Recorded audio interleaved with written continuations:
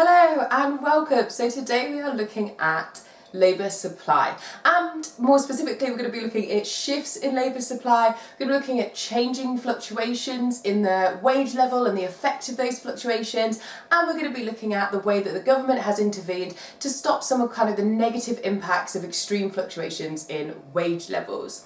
So the first thing that I want you guys to do is to look at the impacts of and the factors that can change the labour supply curve, right? So I want you to just write down all the things that you think are going to shift the labour supply curve. I want you to start off by thinking about things that can shift the labour supply curve outwards. So what I'm saying is, at the same wage level, what is going to mean that people are more willing to dedicate more hours and essentially give up their opportunity cost and dedicate more hours to that individual labour market, right? So why might an individual decide to enter the labour market or dedicate more hours to labour at the same wage level, right?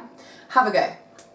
So here are some of the things. These are not all the things that shift out, but some of the things I think it's really important for you to know that shift out. So like I said, at the same wage level, there are more hours dedicated to this industry in the market as a whole. So one of the things is migration of qualified labour to that industry, right? We often have this misconception when it comes to immigration that a lot of immigration is low-skilled labour. That is absolutely not true. A lot of immigration is high-skilled labour. And if you have any kind of immigration, if they meet the entry requirements to that labour industry, then they will be allowed into that labour industry, and therefore will cause a shift outwards of that labour supply curve. That could have been, like we've seen, very large shifts in nurses for the NHS post Second World War, leading up to the early noughties, and equally it could be unskilled labour as well. But any kind of migration for that industry, if they meet the requirements, is going to shift out the supply curve. So at the same wage level, you're going to have more people who are willing and able to dedicate time, their leisure, to shift that over to the opportunity cost of work and enter the market. The next thing is a fall in the wage level of a substitute industry, right? So for instance, if you have two substitute industries, maybe you've got being a waiter or maybe working in a call centre, you have both relatively low barriers to entry. If the wages of a waiting staff fall, but the wages of working in a call centre are stable, then you might see people switch over from one to the other, because even though they're completely different industries, they both have low skill level to be able to enter them, but qualifications wise, but also there's a lot of transferable skills there, like you have to be good with people, etc, etc. So you might switch from one to the other. The next one is reduction in barriers to entry. Now that might be a regulation change, or it might be something to do with a geographical reason. So it may well be that if you lower the qualifications to enter that industry, or the red tape to enter that industry, so it might be to do with any kind of license fee that you might have to have, any exams that you have to pass, any kind of core qualifications that you might have to have, or equally it could be something like setting up lots of different branches in different areas, or better transport systems. Those kind of things will reduce the barriers to entry to the labour market for that specific industry, because more people are now able to enter that industry to be able to work that weren't able to do that before. And the last one is change in demographic factors. Now, I hope you know what that means, but if you don't know what that means, a really good example of that is women entering the workforce, right? Obviously you had a workforce mainly made up of men, and then post Second World War a lot more women started entering the workforce, and we've seen more and more women entering the workforce over the last 60 years, and therefore that has shifted out the labour supply curve, because you just have more people in the economy that are able to dedicate their time towards any particular industry. And that has meant that obviously wages might fall. Now that's ceteris paribus, because you're assuming that there's going to be no change in demand, but that might mean that wages will fall. As we can see here, wages are potentially going to fall, and we'll have a look at what effect that might have a little bit later on. So what I want you to do now is pause the video and have a look at things that might cause an inward shift of labour demand. Don't just think about kind of the opposite of these, think about other things as well that might cause inward shifts that are not just like kind of the flip side of some of these options. So some of the things that I hope that you've come up with are these. So the first one that I want us to talk about is a brain drain. Now, I don't know if you've heard about a brain drain before, but it's when you have skilled workers, qualified workers, leave your economy and go and work somewhere else. Now that has a big effect on the economy macro-wise, but also micro-wise as well, because you have trained your human capital, you developed your own human capital and you've trained your human capital, and then when that human capital that you have trained and invested time and energy as an economy decides to leave and go and work in a different economy, they are benefiting from your investment, right? And that has some labour market implications. And one of the things that it does is that obviously it's going to shift that labour supply curve inwards, because you're just not going to have as many individuals who are entering that labour market in your economy. They've left, they've gone to another economy. Lots of other economies have experienced that. I think a lot of developing economies and undeveloped economies experience brain drains. It could be a huge, huge impact in your economy, kind of macro-wise, but also micro-wise as well, because it can cause wages to increase, and that might cause some labour market failure, depending on what's happening in other industries as well. One of the other things is decline in non-monetary rewards. So that might mean a job becomes more stressful, or there's more things that you have to do. If you think in teaching, for instance, if you enter into the workforce as a teacher and then like over your teaching careers, class sizes get bigger, workloads get bigger, you have to start like doing more admin. Your wage may have stayed the same, but actually the reward, your utility from entering that labour market has fallen. And if your utility of entering that labour market has fallen, then the opportunity cost of leisure or another substitute industry is also going to rise, right? So your opportunity cost of not being in those industries or leisure time has got higher, and therefore you're more likely to leave. If you're more likely to leave, then that's going to cause a shift inwards of the labour supply curve. And also if you think about a fall in relative pay, right? So if you have two substitute industries, then if one of them, if your substitute industry, they fall, then obviously you are going to leave that industry and you're going to go and work somewhere else, right? So therefore you're going to leave and go and work somewhere where you can get with the same skill set, the same entry requirements to the market, then you are going to go and work there rather than stay where your pay has fallen. Because again, if your pay falls, that's an aspect of your utility, and therefore you are going to have a reduction in your utility. Your opportunity cost has risen for another market, you're going to leave and go somewhere else. And then the last one is a change in regulation. So regulation on labour markets do change, and sometimes that doesn't always work for the better for the short run of that labour market.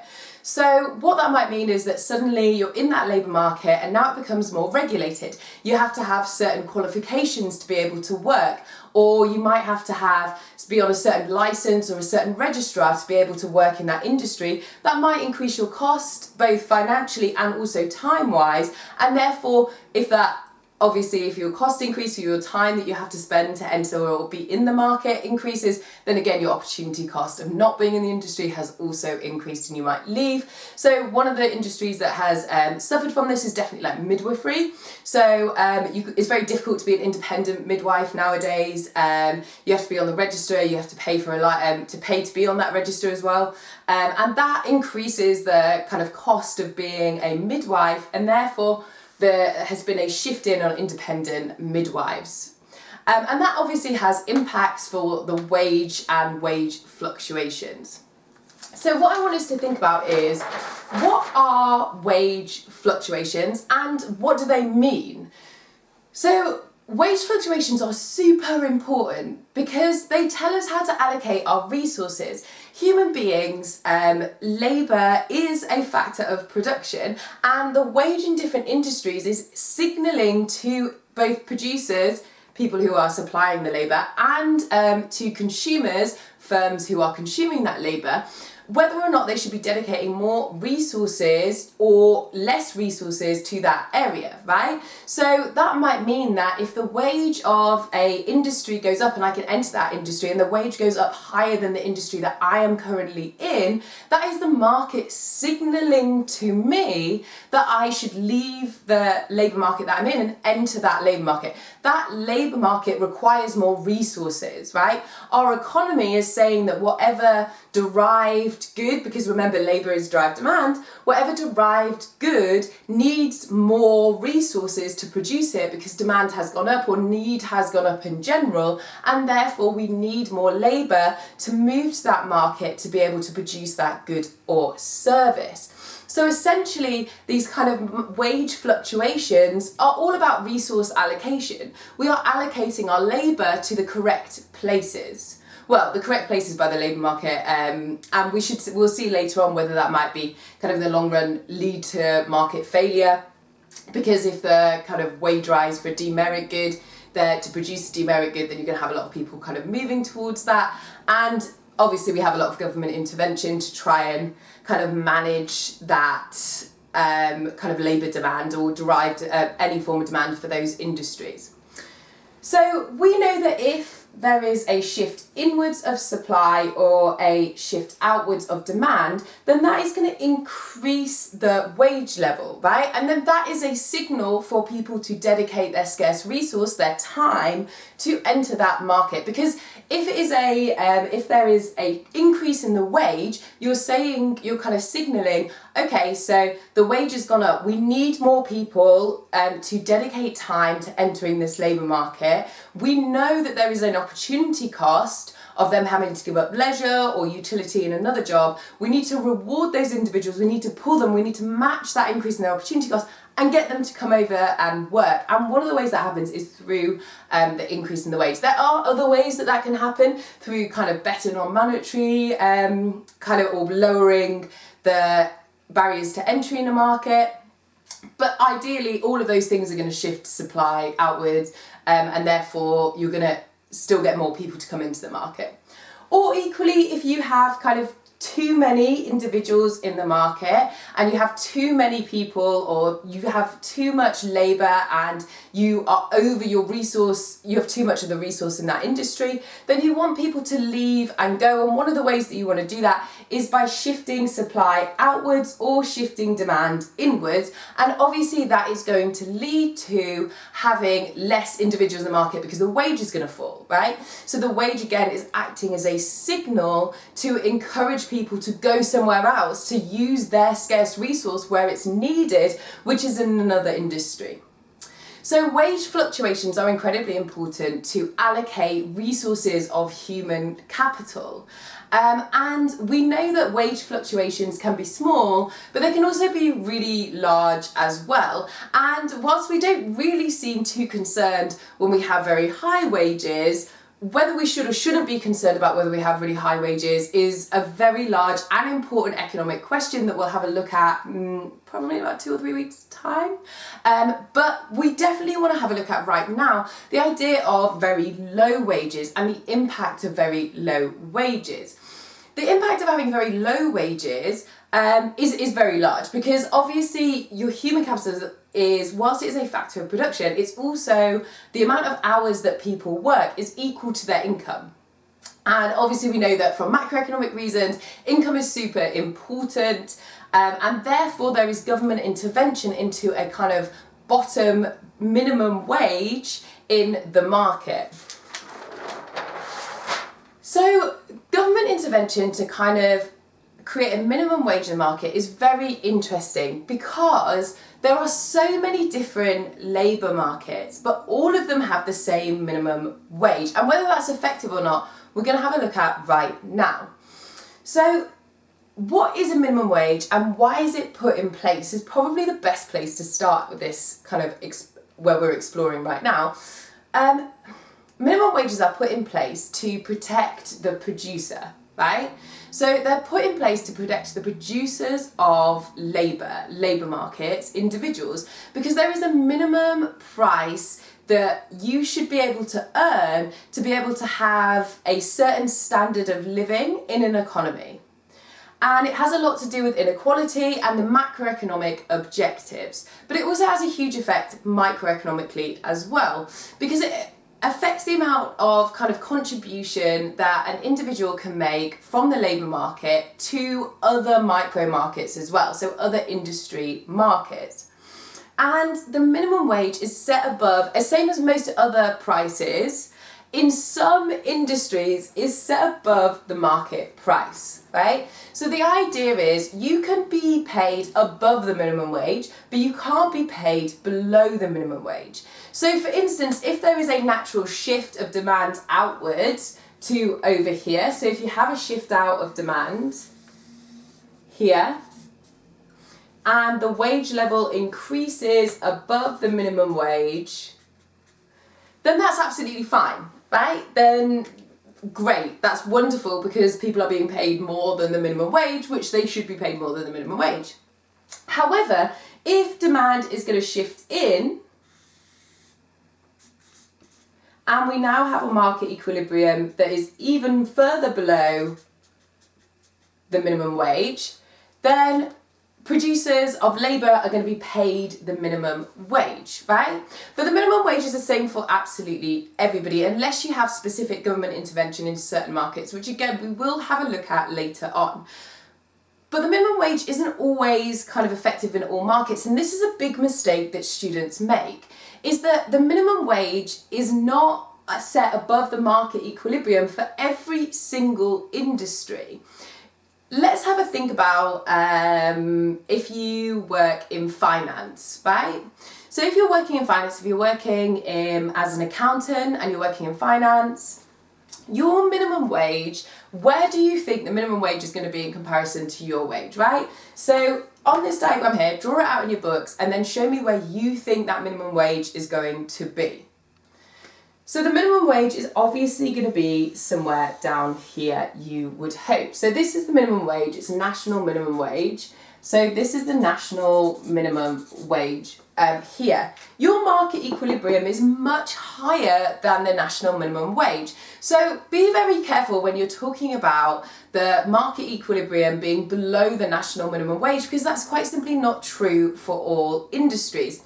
If you think about like me, for instance, as a teacher, if the national minimum wage goes up, it doesn't have an effect on me at all. Well, I mean, I'm happy, obviously, that individuals are being paid more, but it doesn't have an effect on my individual wage packet because I'm not paid minimum wage. My price equilibrium, my wage equilibrium is a lot higher naturally than the national minimum wage. And you would hope that that is true for most industries. Changes in the national minimum wage obviously occur in industries where the wage equilibrium would naturally be lower than the national minimum wage.